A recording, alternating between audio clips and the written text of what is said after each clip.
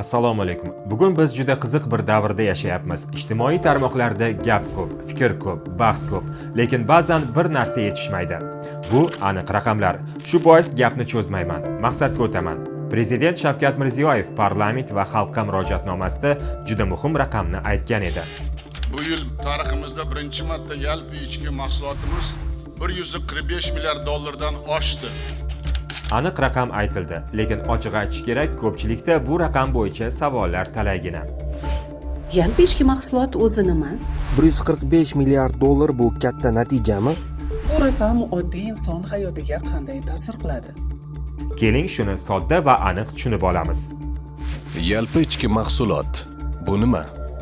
Tasavvur qiling, katta bozorga kirdingiz. Bu yerda dehqon sabzavot sotyapti, nonvoy non yopyapti, ustalar xizmat ko'rsatyapti, do'konlar savdo qilyapti. Kun oxirida savol tug'iladi. Bu bozorda bir kunda qancha pullik mahsulot va xizmat yaratildi? Ana shu hisob bozor miqyosida bo'lsa, savdo aylanmasi deyiladi.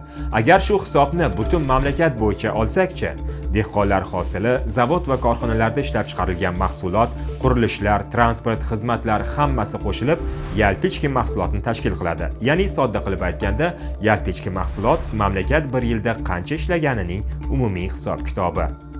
145 milliard dollar katta natijami? Ha, bu jiddiy natija. Nima uchun? Chunki O'zbekiston neft va gaz eksportlariga to'liq suyanib yashaydigan davlat emas. Dengizga chiqish imkoni yo'q. Aholisi tez o'sadi. Islohotlar oson kechmaydi. Bunday sharoitda iqtisodni katta hajmga olib chiqish o'z-o'zidan bo'ladigan jarayon emas. Buning ortida mehnat, qaror va islohotlar turadi.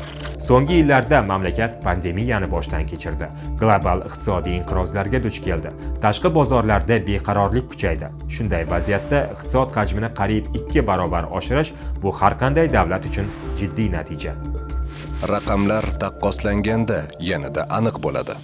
Bundan 8 yil avval O'zbekiston yalpi ichki mahsulot hajmi 61 milliard dollar edi. Bugun vaziyat boshqacha. Bugun valyuta bozori ochildi. Biznes faol harakatda. Xorijiy investitsiyalar kirib kelyapti. Sanoat va xizmatlar ulushi kengaymoqda. Natija 145 milliard dollar.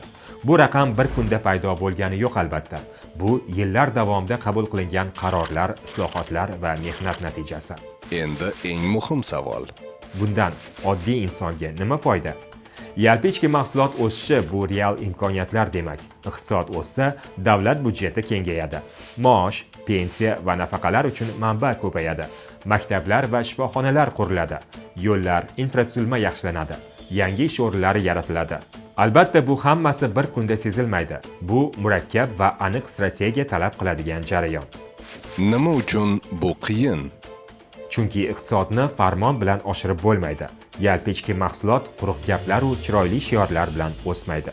Buning uchun ishlab chiqarish bo'lishi kerak, eksport bo'lishi kerak, soliq tizimi ishlashi zarur. Biznes erkin harakat qilishi lozim. Albatta, muammolar ham yo'q emas. Hali inflyatsiya bor, qimmatchilik bor, aholini qiynayotgan masalalar bor. Bu real hayot. Lekin yana bir haqiqat bor.